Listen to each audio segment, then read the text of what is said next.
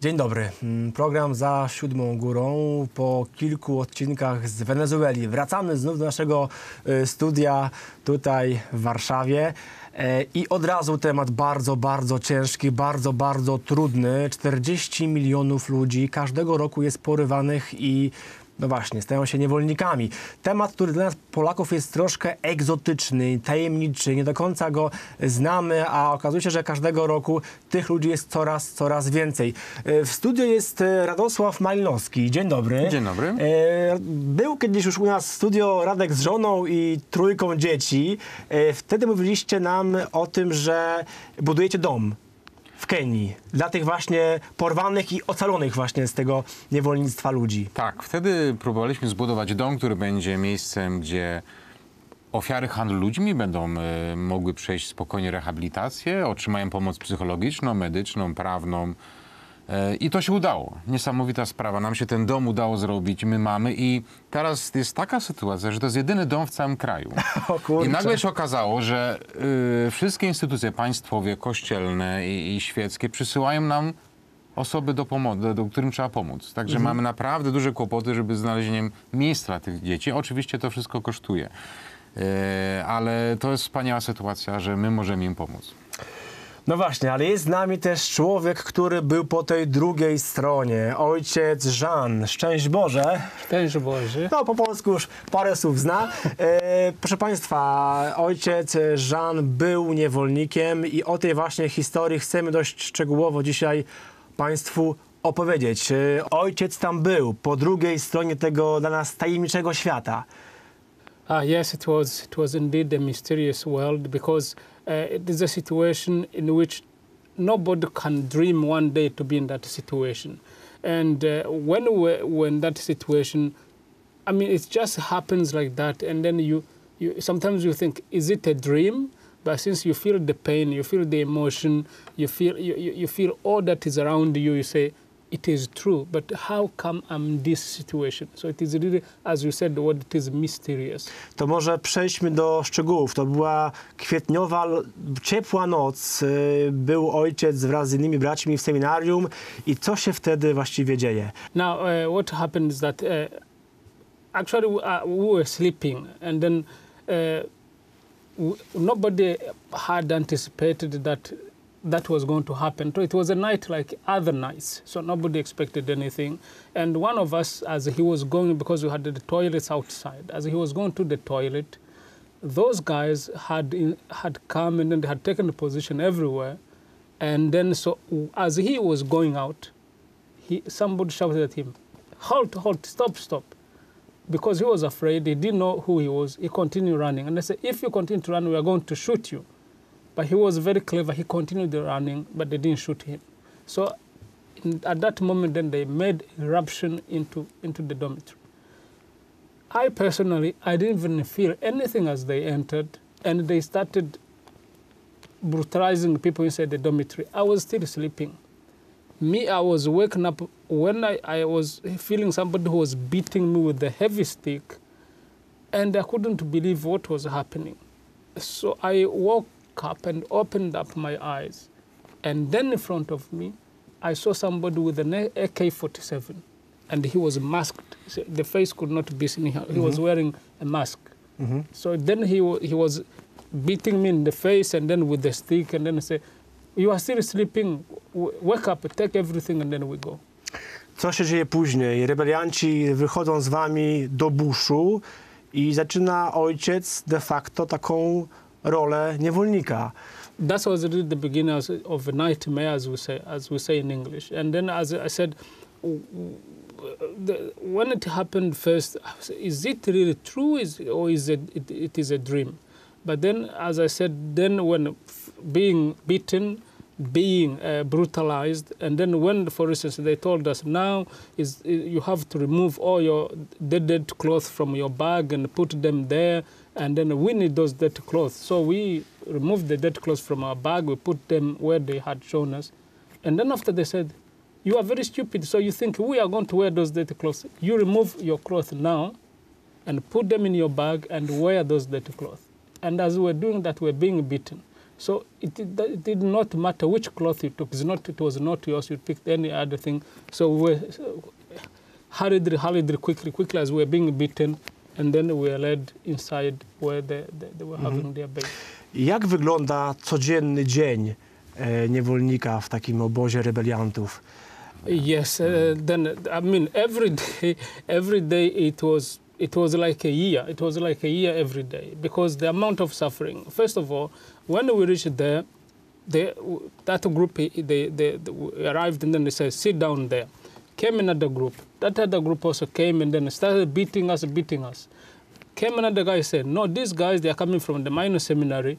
We have to put a sign on them. So they cut our hair like this and put a cross on the head. And then that was a sign that everybody who would see us would know that we're coming from the seminary. And we were because there were other people there. There were other people who were held as slaves in that camp. But we were mistreated more than any other person. And the sign that everybody who met us had to mistreat us was that kind of a cross they had put on the head. Yeah. Jakie rodzaje zajęć wam dają ci rebelianci? In the morning they will come, depending, because we didn't sleep every day. Every day we didn't sleep in the same place. So sometimes, as I said, they will come a group and say, now all of you remove your clothes, you go down to the river, you sleep in the river. Okay, then we go there. At 2 o'clock, they will blow a whistle, so all of us will have to come up. And then when we come up, of course, we started doing frog jump, and then this and that. And then after then, they will divide us into groups. Now, today, this group, you have to cook. Okay, so we'll be cooking. Now, the other group, they have to go inside the forest to look for firewood and bring firewood. Okay, there we go. The other group, they have to go and fetch for water. Okay, fine. The other group then another group will go somewhere to carry things. They will go. The other group then we have to go and then receive things for bringing inside the camp. So they will go. So that was kind of, but every command we received was received with beatings. So there was nothing they say, come and sit there. You will come, pam, pam, pam, then they will tell you, so now you have to do this and that. So that was kind of... Niektórzy z was nie wytrzymują. Z tego co wiem, kilku współbraci ojca ucieka z tego obozu, ale ta ucieczka jest nieskuteczna i są pochwyceni. Yeah, as we were there, of course, the first thing they always made sure that we were always afraid. And that's the beating, so we're every day beaten and abused. We always, every time they call you, you know, is going to be beaten. So we're always having fear. And they said, listen, this place, nobody should try to escape. Anybody who try to escape, we face very bad consequences. And they said, you see, here we are like this, but there are other people who are watching, so there is no way you can go out. But because of the sufferings we're under, so some 3 guys decided to escape. Unfortunately, they were caught. So when they were caught, they didn't tell us. We had only a group coming of those armed guys, chanting and then a bit emotive and almost like happy. So they came and then they blew the whistle. So they told us to gather in a place where we used to gather when they would give us like orders and whatever. We sat down and they said we sat on a circle like this and then with the space in the middle. So what we saw next was really very bad. Was really very, very bad. So we saw our colleagues, our brothers with whom we have spent time together, we played together, we ate together, we prayed together in the same minor seminary. They were tired. And then they brought them. Of course, they had beaten them up before. They were just like, so then they brought them, they put them in the middle. So they went and they brought sticks. And they started beating them, shooting them with shoes, beating them everywhere anyhow, to the point that they died. And then they said that was to show us an example, to tell us that no one of us should try to do that to escape. Ale to ojca nie wystraszyło na tyle, aby i ojciec nie spróbował ucieczki z tego obozu. But to say that I was not afraid, it is not. I was really afraid. I was afraid. But there is one element for me which made that my fear, I don't know about the others' fear, that my fear was a bit different fear. for me, I had learned from my mother to pray every day and to pray the Stations of the Cross. So when we were held in that place, it came to me just like a kind of a natural intuition, but a kind of a survival instinct of every day, every moment I will have a moment, I will be praying the Stations of the Cross. You know about the Stations of the Cross. Jesus is arrested, Jesus stripped this and that, Jesus falls down, and then Jesus, all those Stations of the Cross as we pray them during the Lent time. And for me, that kind of was kind of a sustaining force within me. It was sure that I meditated on the sufferings of Jesus, assimilating to what we were going through, but somehow that kept me somehow like something. I had something to hang on, so I hung on the prayer, on the Stations of the Cross, and that inside me, I was afraid, I was suffering, but for me that gave me a kind of a different kind of power and energy. So to say to escape, I was not afraid. It was not a matter of being afraid. That was a question of life or death. And I had come to a point where I felt that the conditions in which we were was no more life. It was like we were dead alive. And we're not only dead because we're suffering, we're being tortured every night and day. So it was even more unbearable than to die. So that's why when the opportunity came to escape, of course, I was afraid. I said, now, if they catch me, they're going to give me a terrible death. I'm going to suffer before I die. But in the end, another voice told me inside, in the end, you are just a dead person who is still walking. So it will not make a difference. No matter how they're going to beat you, it's the same way you are being beaten every day. So be it. So I said, I took the chance. Gdy ojciec ucieka, z tego co wiem, musi spędzić 3 noce w buszu. Dla nas Polaków to jest jakaś perspektywa strasznie teraz straszna. Węże, pająki, skorpiony, samotność. I ta samotność, że obok jest ktoś, kto nas chce zabić. Jak to było? Yeah, exactly. But that's the month of April in Burundi is known to be the heaviest, the month with the heaviest rain.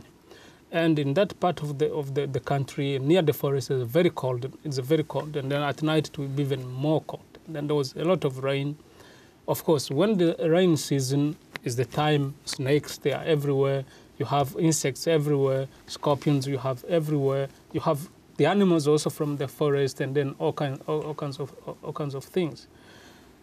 But the issue here is it is the issue of life or death. My fear about that time was not about snake. I didn't even think about snake. I even not think about any animal. My fear was to be recaptured again. And my focus was the freedom, to gain freedom again.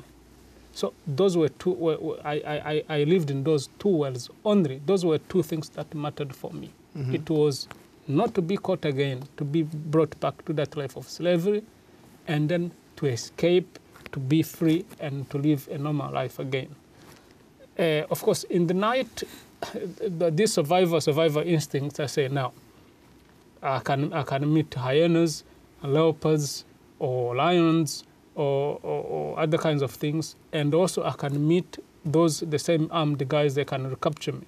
So every night, I looked for a tree, a tall tree. I climbed the tree, so I spent the night on the tree. Yeah. Rozumiem. Ojcu się udało, ale z tego co wiem od Radka, tych ludzi, którym się udaje wydostać z niewolnictwa jest mały procent.